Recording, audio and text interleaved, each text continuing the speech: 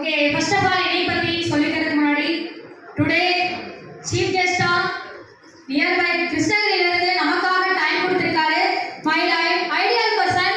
நான் டியூஸ் ஆஃப் எடுக்கணும்னு சொல்லிட்டு முடிவு சார்னால மட்டும்தான் நான் லைஃப் கேரியரா டியூஸ் ஆஃப் சான்ஸை நான் சூஸ் பண்ணேன். Next international hero. Next sir வந்து ஆஃப்டர் 2 இயர்ஸ்க்கு அப்புறம் ஈரோடுக்கு என்னோட ப்ரோக்ராம்க்கு டைம் கொடுத்திருக்காரு. எனக்கு ரொம்ப ரொம்ப ஹாப்பியா இருக்கு. 4 இயர்ஸ் நான் சார் என்னோட செலிபிரிட்டி சீஃப் கெஸ்டா ரொம்ப ஏங்கிட்டு இருந்தேன். நினைச்ச மாதிரி கடவுள் புண்ணியத்துல சார் இன்னைக்கு சீஃப் கெஸ்டா வந்திருக்காரு. அவரை ஹார்ட்லி வெல்கம் பண்ணிக்கலாம். Heartly welcome to Erode special sir.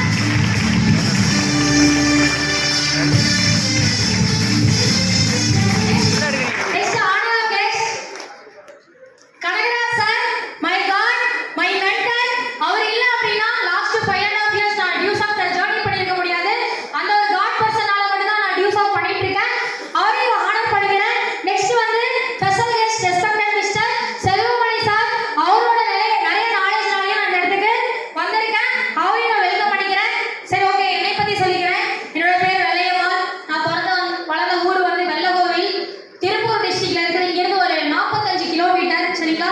ரொம்ப ஏழ்மையான ஒரு ஃபேமிலி தான். பிறந்ததுல இருந்து சொந்தமா இடம்லாம் கிடையாது, வீடு கிடையாது, லேண்டு கிடையாது, நகை கிடையாது. நெக்ஸ்ட் வந்து சப்போர்ட் பண்றதுக்கு எந்த ஒரு சொந்தக்காரன் கிடையாது.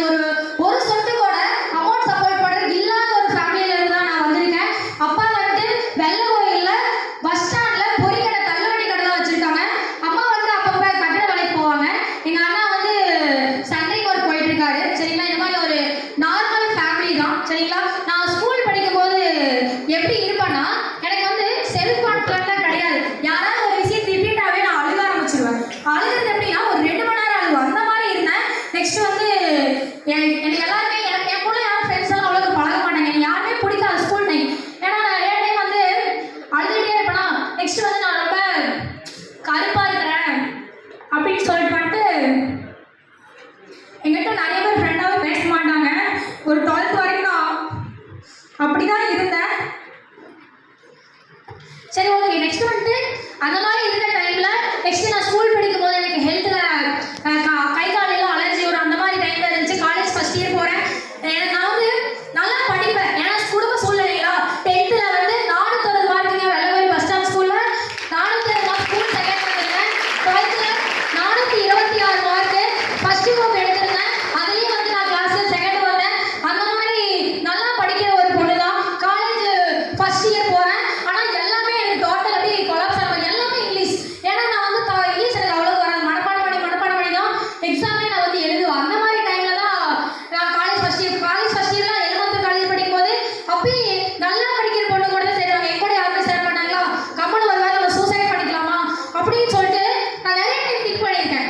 அந்த ஒரு டைம்ல நான் கடவுள்கிட்ட எங்க அப்பா கூட நான் தள்ளுவண்டி தள்ளி போகும்போது எங்க அப்பாவோட சூழ்நிலையை மாத்திர மாட்டேனா, சொந்தமா ஒரு வீடு கட்டிட மாட்டேனா, அந்த மாதிரி ரொம்ப ஏங்கிட்டு இருந்த டைம்ல என்னோட ஸ்கூல் ஃப்ரெண்ட் வந்து இந்த மாதிரி ஒரு கம்ப்யூட்டர் கோர்ஸ் கத்துக்கிறதுக்கு வாய்ப்பு இருக்குது இல்லையா, நீ அது என்னன்னு பார்த்துட்டு உனக்கு ஓகேனா பிடிச்சிருக்கியா பண்ண, சரி வா நீ அதை சொல்லி சொல்லுன்னு சொல்லிட்டு எனக்கு அதை எங்க வீட்டுக்கு வந்து எக்ஸ்பிளைன் பண்றாங்க. இந்த டியூஸ் ஆஃப் பிரசன்டேஷன் பத்தி எக்ஸ்பிளைன் பண்ணும்போது எல்லாமே எனக்கு பிடிச்சிருக்கு. எனக்கு எல்லாமே ஓகே. எனக்கு எஜுகேஷன் பிடிச்சிருக்கு, ஒர்க் பிடிச்சிருக்கு, லைஃப்ல செட்டில் ஆக முக்கியமா டியூஸ் ஆஃப்ல பென்ஷன் வாய்ப்பு எனக்கு ரொம்ப ரொம்ப இன்ஸ்பயரா இருந்துச்சு. ஏன்னா எங்க அப்பா 40 வருஷம் சம்பாதிச்சு ஒரு சேவிங்ஸ் கூட கிடையாது. அந்த மாதிரி ஒரு லைஃப் மாதிரி ஒரு சான்ஸ் கிடைச்சுன்னு சொல்லிட்டு கரெக்டா பிரசன்டேஷன் முடியுது. எங்க அப்பா உள்ளே என்ட்ரி ஆகுறாரு. அப்பா இந்த மாதிரி ஒரு 14,000 கொடுங்கப்பா, நான் படிக்கணும் அப்படின்னு சொல்லிட்டு கேட்கறேன். அதெல்லாம் கட்ட முடியாது, வந்தவங்கள வெளியே போங்க அப்படின்னு எங்க அப்பா வந்து சொல்லிட்டாரு. ஆனா எனக்கு வந்து ட்ரீம் அதிகம். சரிங்களா? நான் அப்ப என்ன யோசிச்சேன்னா, எங்க அப்பா வேணாம், எங்க அம்மா எங்க அண்ணன் வந்து இதெல்லாம் ஆளாத வேலை, நீ வந்து போகாத அப்படின்னு சொல்லிட்டு எங்க அம்மா அப்பாவை பிடிச்சி டீமோட்டிவேட் பண்ணி விட்டாங்க. அப்புறம் எனக்கு என்ன பண்றது எல்லாம் எனக்கு பிடிச்சிருது. எங்க அப்பா கிட்ட சாப்பிடாம ஆக்ட் பண்றேன். நெக்ஸ்ட் வந்து நான் அடை பிடிக்கிறேன், சண்டை போறேன், எனக்கு பண்ணி கொடுங்க. எங்க அப்பா வந்து காசே தர மாட்டாரு அப்படின்ட்டு. அப்புறம் நான் என்ன பண்ணேன்னா, சரி நம்ம எங்கேயாவது ஒர்க் போலாம்னு சொல்லிட்டு அப்பதாங்க நான் ஃபர்ஸ்ட் டைம் ஒரு எல்லா இடத்துலையும் வெள்ளகோயில வந்து கிருஷ்ணா ஸ்டோர்ல கேட்கறேன், வீண ஸ்டோர்ல கேட்கறேன், ஒரு 10 கடையில வேலை கேட்கறேன். அப்பதாங்க தெரியுது நம்ம வந்து மார்க் எல்லாம் ஒரு பிரோஜனம் கிடையாது.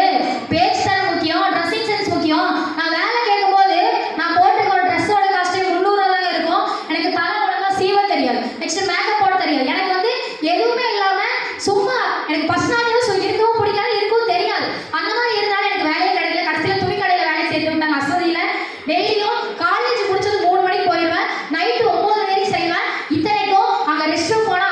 வந்துடும். நெக்ஸ்ட் லீவு கொடுக்க மாட்டாங்க. அட்வான்ஸ் கேட்டாலும் நீ வந்து டேட்டா அந்த தேதி வந்தா மட்டும் தான் கொடுப்பேன் அப்படின்னு சொல்லிட்டு சொல்றாங்க. எனக்கு வர எனக்கு என்ன பண்றதுன்னு தெரியல. சரின்னு சொல்லிட்டு ஒர்க் போயிட்டு இருக்கேன். அப்புறம் அமௌண்ட் ரெடி பண்ணி கட்டுறேன். 2020 கொரோனாங்க, எல்லாம் லாக்டவுன்ல வீட்டில் இருந்தீங்க. அந்த டைம்ல பாதி அமௌண்ட் கட்டிட்டு மீதி அமௌண்ட் கட்டுறதுக்காக நான் எதையுமே பாரபட்சத்துக்காக கிடையாது. அந்த வீட்டு ஓனரோட வீட்டு வேலைக்கே போய் காலையில 6 மணிலேருந்து மதியம் 3 மணிக்கு செஞ்சு அந்த அளவுக்கு அந்த 16,000 கட்டுறதுக்கு ரொம்ப ஸ்ட்ரகிள் பண்ணேன். நெக்ஸ்ட் எங்க அப்பா பஸ்ஸுக்கு காசு கொடுத்து விடுவாரு, சாப்பாடுக்கு 70 ரூபா கொடுத்து விடுவாரு காலேஜுக்கு. அந்த காசையும் வந்து அப்பெல்லாம் பஸ் பாஸ் கொடுத்துட்டாங்க. அதையும் வந்து வீட்டுக்கு தெரியாது. அந்த 70 ரூபாய் சாப்பிடாம நான் சேர்த்து வச்சுட்டு இருந்தேன். நெக்ஸ்ட் வீட்டில் அங்கே சில்லறை இருந்தது, அதில் கொஞ்சம் வந்து ஆட்டை போடுறது, இந்த மாதிரி சொல்லிட்டு இந்த மாதிரி தான் அமௌண்ட்டை ரெடி பண்ணி நான் உள்ள வந்தேன். சரிங்களா, நான் ரொம்ப ஸ்ட்ரகிள் பண்ணி உள்ள வந்தேன். நெக்ஸ்ட் ஆனால் நான் அந்த 11,000 ரிஸ்க் எடுத்தனால மட்டும்தான் எனக்கு இந்த ஸ்டேஜ் வந்து கிடைச்சிருக்கு. காரணம் என்னோட முயற்சி மட்டும்தான். எனக்கு அப்போ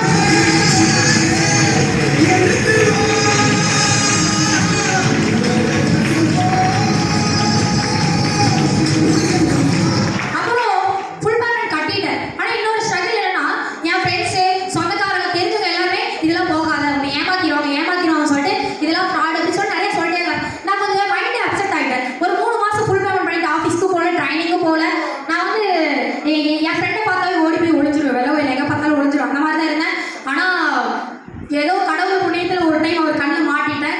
அவர் என்ன சொன்னார்னா, விலைமா நீ வந்துட்டு நீங்கள் ஆஃபீஸ் வாங்க அப்படின்னு சொல்லிட்டு 15 ஜூலை 2020 சார் வந்து கூப்பிட்றாரு. சரி நான் ஆஃபீஸ் போகிறேன்.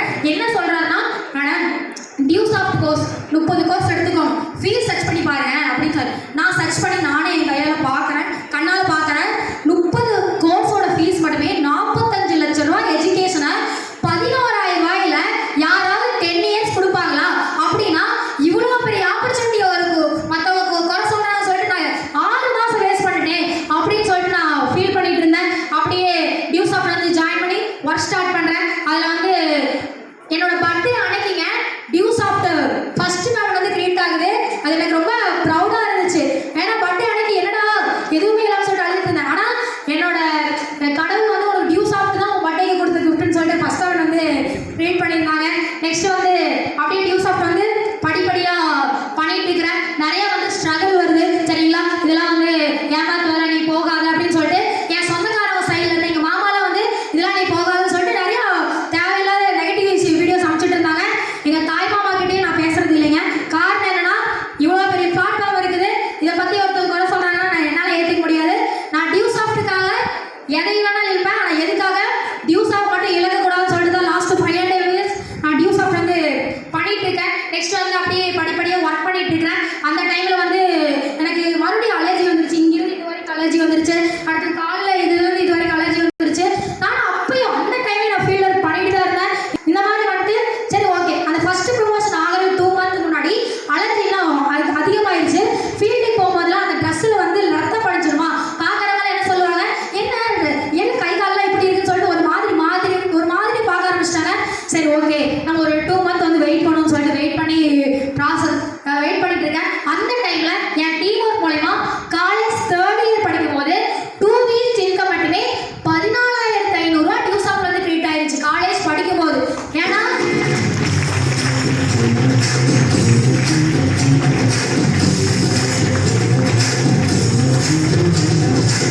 காலேஜ் படிக்கும் போது என்னோட பார்ட் டைம் இன்கம் 3000 ரூபா மட்டும்தான். சரிங்களா, துணி கடைக்கு போயிருக்கேன், வீட்டு வேலைக்கு போனாலும் அவ்வளோதான் இன்கம். சரிங்களா, ஆனால் டியூஸ் ஆஃப் என்னன்னா 2 வீக்ஸ் இந்த அளவுக்கு வருதா, அதுலேருந்து டியூஸ் ஆஃப் லைஃப் கேரியராக பண்ணலாம்னு சொல்லிட்டு சூஸ் பண்ணி பண்ண ஆரம்பிச்சுட்டு இருக்கேன். சரிங்களா, நிறையா சைட்லேருந்து நிறையா நெகட்டிவ் வருது. சரிங்களா, இதெல்லாம் பண்ணக்கூடாது.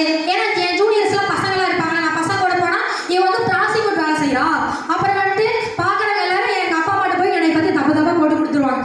ஆனால் நான் கஷ்டப்படுறதே எங்கள் அம்மா அப்பாவுக்காக மட்டும்தான். அவங்களுக்கு ஒரு வீடு கட்டி கொடுக்கணும்னு சொல்லிட்டு என்னோட எமோஷனல் ட்ரீம். நான் டியூஸ் ஆஃப் ஜாயின் பண்ணது காரணமே எங்கள் அப்பா அம்மா லைஃப் பார்க்கணும், அவங்க நல்லா இருக்கணும் அப்படிங்கிறதுக்காக தான் இந்த ஆப்பர்ச்சுனிட்டியை நான் எடுத்தேன். நெக்ஸ்ட் வந்து நான் சொல்லியிருந்தேன் ஆரம்பத்தில் என்னோட ட்ரெஸ் கோட் நல்லா இருக்காது. நெக்ஸ்ட் வந்து நான் செப்பல்லாம் எங்கள் அப்பா வந்து 200 ரூபாய்க்கு மேலே வாங்கி கொடுக்க மாட்டாங்க.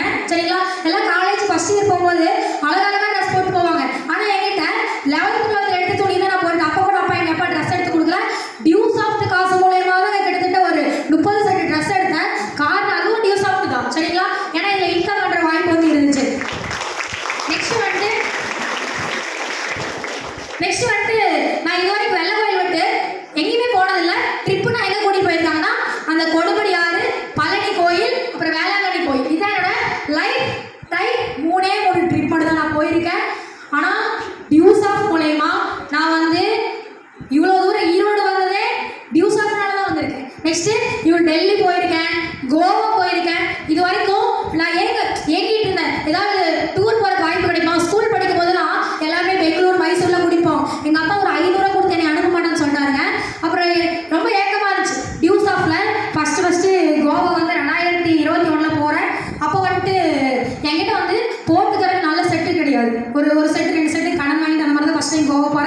ஃபர்ஸ்ட் டைம் கோவா போது வேற லெவல். நான் தூக்கிட்டு போகும்போது அது கட்டப்பை சரிங்களா.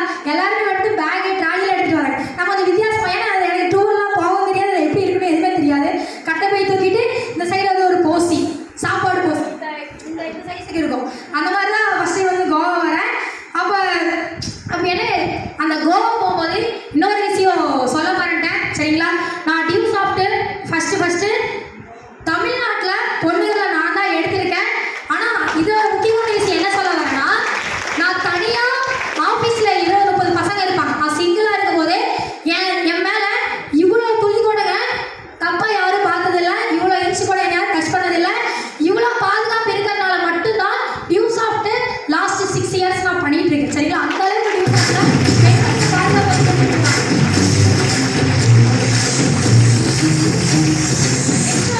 நான் ஒர்க் போகிற இடத்துல எல்லாருமே வந்து எனக்கு தப்பு போட்டு கொடுத்துருவேன். எனக்கு வந்து எதுக்கு பேசவும் தெரியாது. நான் சத்தியமாக எனக்கு பேச தெரியாதுன்னா வீட்டில் நல்லா வாயிலே பேசுவேன். ஒர்க் போகிற இடத்துல ஒன்றுமே பேச தெரியாது சரிங்களா. ரொம்ப சைலண்டாக இருப்பேன். ஏதாவது பேசினா திட்டினாங்கன்னா அழுதுட்டு கம்பெனி இருந்துருவேன் சரிங்களா. அந்த மாதிரி தான் இருந்தேன். ஆனால் டியூ சாஃப்ட் வந்து எனக்கு பேச்சு தண்ணி வளர்த்து கொடுத்துருக்குது, ப்ராப்ளம் சால்விங் ஸ்கில்லு கற்றுக் கொடுத்துருக்கு. ஒரு 5 மினிட்ஸ் 10 மினிட்ஸ் இங்கிலீஷில் பேசினா கூட அந்த அளவுக்கு பேசுறதுக்கு எனக்கு டியூ சாஃப்ட் வந்து வளர்த்து கொடுத்துருக்குது. நெக்ஸ்ட் வந்து ஓனா ஆஃபீஸ் தனியாக ரன் பண்ணுறதுக்கு எனக்கு வளர்த்து விட்டுருக்காங்க எங்கள் ஃப்ரெண்ட்ஸ் சரிங்களா.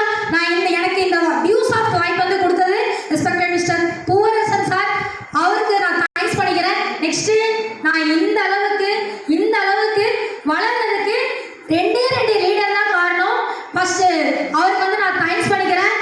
Today honourable guest, next my life teacher, my guru respected mister Kanagaraj sir, அவர் நான் ரொம்ப ஹார்ட்லி தேங்க்ஸ் பண்ணிக்கிறேன்.